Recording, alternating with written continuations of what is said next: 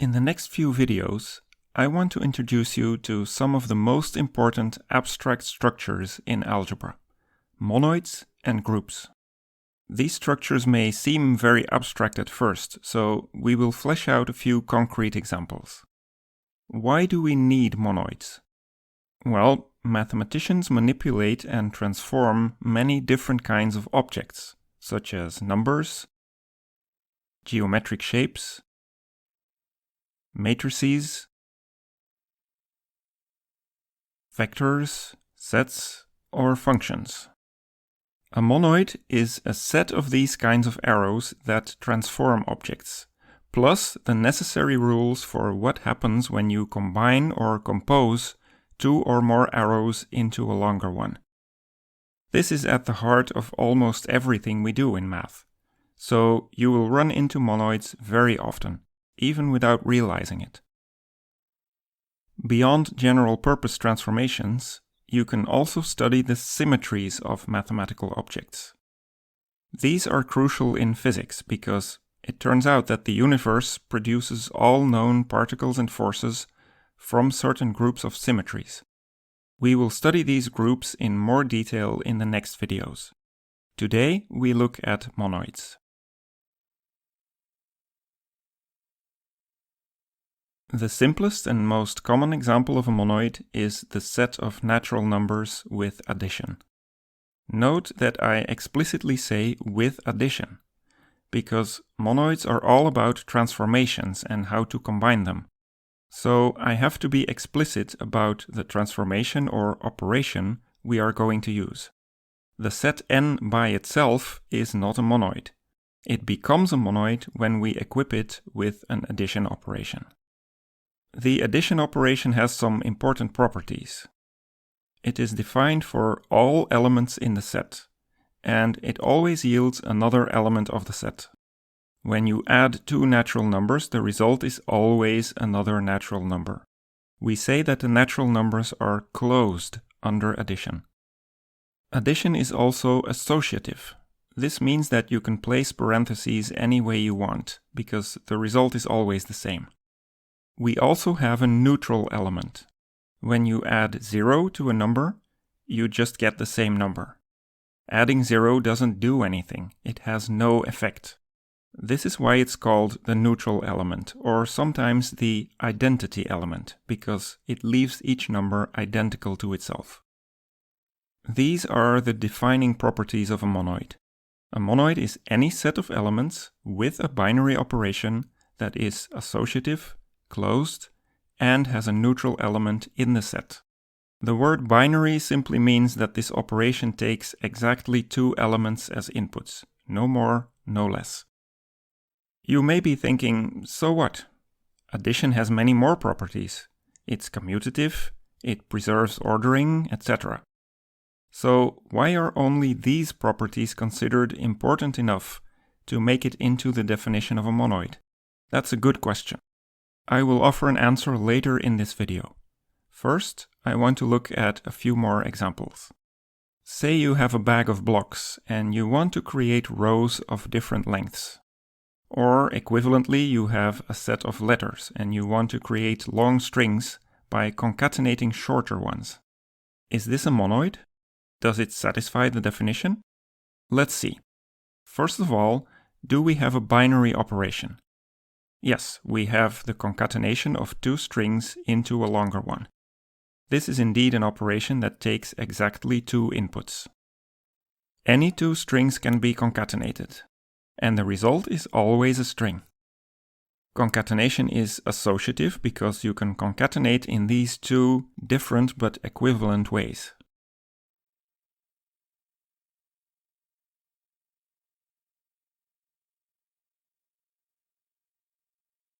Is there a neutral element? What should it look like? Well, the neutral element does not do anything when you concatenate it. So it should be the empty string. In order to have a monoid, we have to make sure that the empty string is included in our set. That settles the question. Strings, including the empty string, with the concatenation as the operation, do indeed form a monoid. Now here's an important observation. We looked at two different monoids, the monoid of strings with concatenation and the monoid of natural numbers with addition. Did you notice that these two monoids have exactly the same structure? The length function gives you the number of letters for a given string. This function maps strings to natural numbers, and it preserves all the relationships. Concatenation becomes addition. The empty string becomes the number 0. So we have a mapping from one monoid to the other, and it perfectly preserves all the relationships.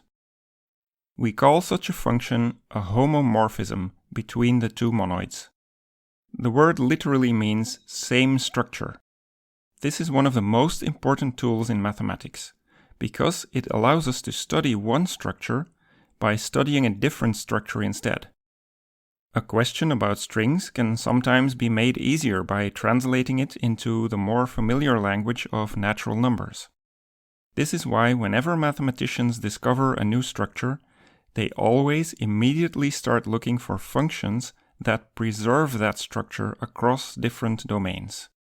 It allows them to switch between structures and perspectives, connecting different corners of math that do not seem to have anything to do with each other on the surface. So far, the elements of our monoids have just been pieces of passive data. Numbers just sit on the number line, they don't really do anything. The same is true for strings or sequences of blocks or letters. Monoids become much more powerful when their elements are active transformations. In this example, the elements of the monoid are rotations. They transform a triangle by turning it on its side. The power of this monoid is that it tells us how we can combine two rotations into a third one. There's a lot going on here, so let's be very precise. The triangle is not part of the monoid. The monoid is a set of rotations that operate on the triangle. In other words, the elements of the monoid are not the triangles, but the arrows that you see between them. The binary operation of the monoid is the concatenation of those rotations. It puts one arrow after another to produce a new arrow. To make this point more clearly, let me switch to a slightly more advanced example. Imagine that we have a ridiculously simple computer with only 4 memory cells. Each cell can be colored either yellow or blue. This 4-cell computer memory is the object we're going to operate on, like the triangle in the previous example. Next, we define a few instructions for putting new colors into these cells. For example, we have an instruction to make the first cell yellow, and a different instruction to make the first cell blue, and so on. Think of each instruction as a simple program that does only one thing. These instructions are active. They transform the memory by changing its colors. Each of these instructions is an element of the monoid. The idea is that we're going to execute many of these instructions in sequence. We're basically combining simple programs into larger programs that change the colors of multiple cells. So, for example, we could make the third cell blue, then the second one yellow, and the final one blue. In this example program, we don't specify what should happen to the first cell. The binary operation of our monoid is just an operation that concatenates two programs into a longer one. You could call this concatenation operation something like and then. We could write it with a symbol such as a semicolon.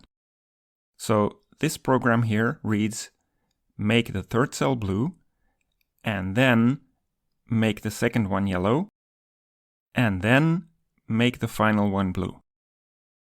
Note that we have 3 levels now. The computer memory sits at the bottom. That is the object that we are going to operate on. The elements of the monoid are instructions that operate on the computer memory. They transform the memory. The binary operation of the monoid operates on those instructions by concatenating them into longer programs. It's important to keep these levels cleanly separated in your mind whenever you study a particular monoid. Now, remember that a monoid must be closed under its binary operation. So, whenever we concatenate two programs, the resulting program must also become a new element in the monoid. This means that every possible sequence of instructions must become an element of the set. We end up with an infinite set containing programs of arbitrary length, similar to our set of strings of arbitrary length earlier. Is this a monoid? Not yet. We still need a neutral element. It must be a program that does not do anything when you concatenate it to another program. We have no choice but to invent a new instruction, which we can call do nothing. When we prepend or append it to an existing program, it makes no difference. Next, let's check associativity. In fact, this simple computer monoid is a perfect opportunity to show you exactly what associativity means.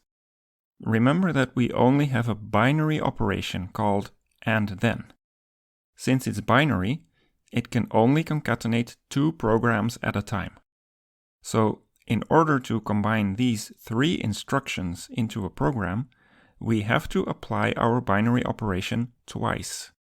We can first combine the first two instructions into a small program.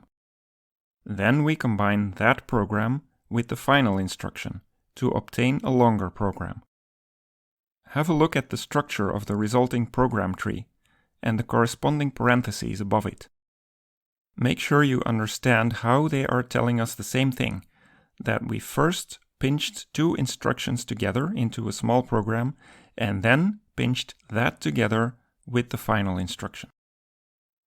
But we could also have pinched in a different way. We could have combined the second and third instructions first, and then appended the resulting program after the first instruction.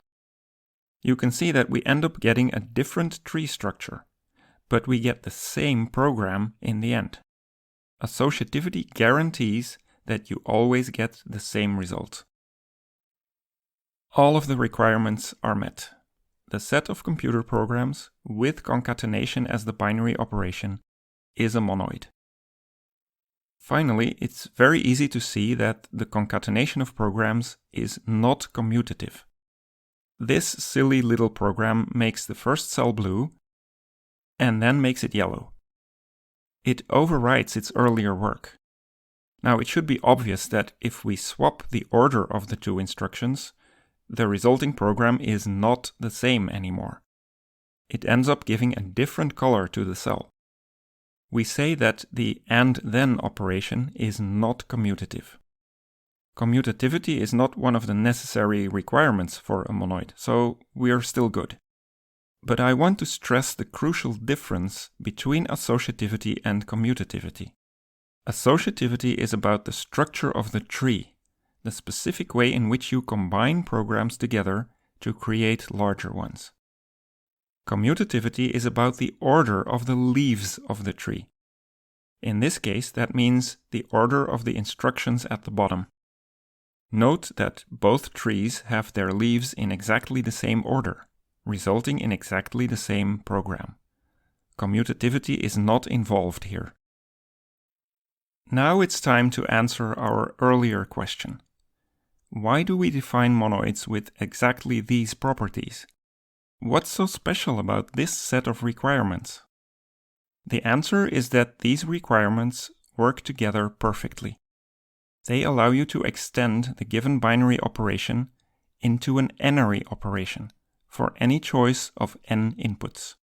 Let me explain this in detail.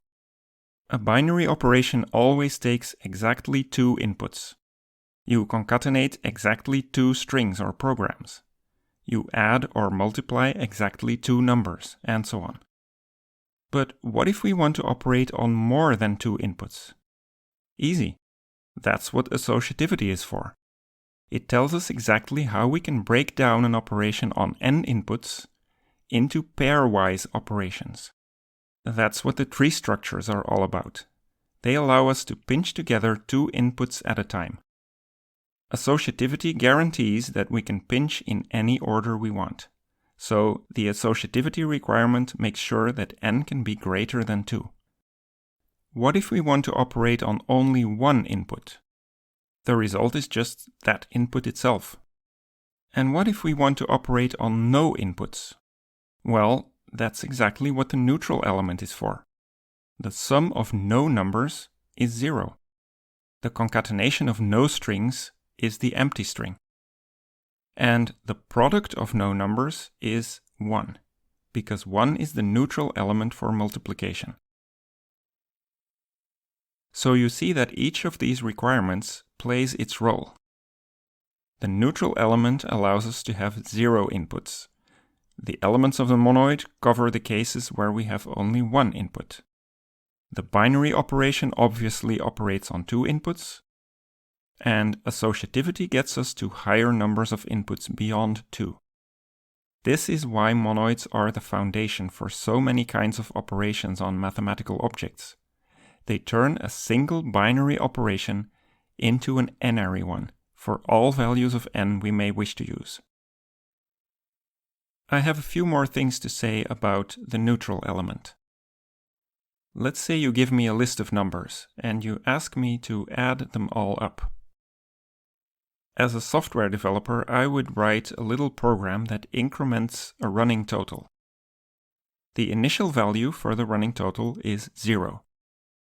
Then we loop over the list and we add each element in turn to the running total until we're done.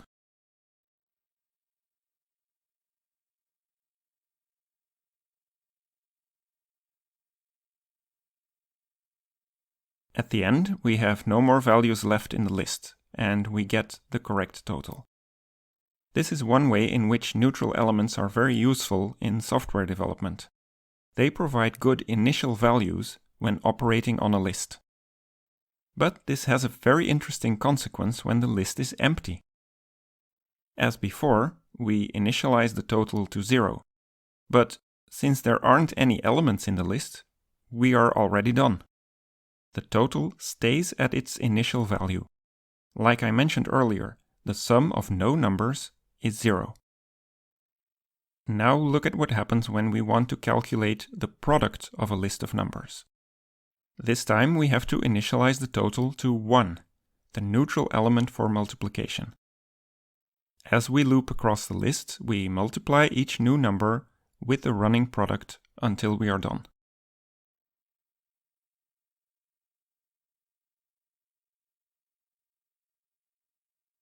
What happens when the list of numbers is empty? Well, then the result stays at its initial value of 1. This may strike you as odd. Is the product of no numbers really equal to 1? Yes. Yes, it is. That's why x to the power of 0 is always 1. That's also why 0 factorial is defined to be 1. These choices are not arbitrary. It makes a lot of sense to define an empty product as resulting in the neutral element. Why are monoids defined in such an abstract way? Because abstraction yields power. These few simple requirements allow us to prove things for all monoids all at once. For example, it's easy to prove that the neutral element is always unique. There can never be 2 different neutral elements. And we can prove this abstractly by just using the defining properties of a monoid. Once the proof is done, we now know that it is valid for all possible monoids. So, with only a single proof, we show that there is only a single natural number that does nothing when added, only a single real number that does nothing when multiplied, only a single string that does nothing when concatenated, only a single color that does nothing when mixed with another color, and so on. The power and reach of math relies to a large degree on this level of abstraction. Finally, let's talk about inverses. When you put your socks on, the inverse of that operation would be to take them back off. The thing about monoids is that they don't say anything about inverses. Some monoids have inverses, but many don't. Inverses are simply not on the list of requirements. For example, string concatenation clearly does not have inverses. Once you concatenate hello and world into hello world, you cannot undo the concatenation. There is no string that you could concatenate to hello world to turn it back into hello. That would require a kind of anti-string or negative string, and we just don't have those in our monoid. A simpler but more boring example would be the natural numbers. In order to undo the addition of one number to another, you would need negative numbers, so the naturals don't have additive inverses, but the integers do. And here's an example from our mini computer language. Look at some of the instructions we were talking about earlier. Each of the instructions places a new color in a cell and forgets the color that was already there. If you paint the second cell blue, you no longer know whether that cell was originally yellow or blue. In other words, you have no way of undoing the new color, because you have no idea what was underneath it. In math speak, we say that our coloring instructions cannot be inverted. That might be fine, but there are also many places in math where inverses are important. For example, if you move an object to the left, you may also want to be able to move it back to the right. For those kinds of applications, monoids won't be good enough. You're going to need inverses, and those are not available in monoids in general. In the next video, we will talk about groups, which are basically monoids with inverses. This opens up a whole new world of possibilities because groups have a very rich and unexpected internal structure. They owe that structure entirely to the fact that their operations can be inverted. I honestly can't wait to show you exactly how that structure emerges out of the definition of a group, because it's really elegant and surprising. I hope it will first blow you out of your shoes, and then your socks. You don't have to wait for the next videos to be released on YouTube. I have already uploaded the entire series on group theory to my Patreon page. You can binge the series all at once by supporting me on Patreon. I would also appreciate your kind comments below. Don't forget to subscribe and give this video a thumbs up. Thanks.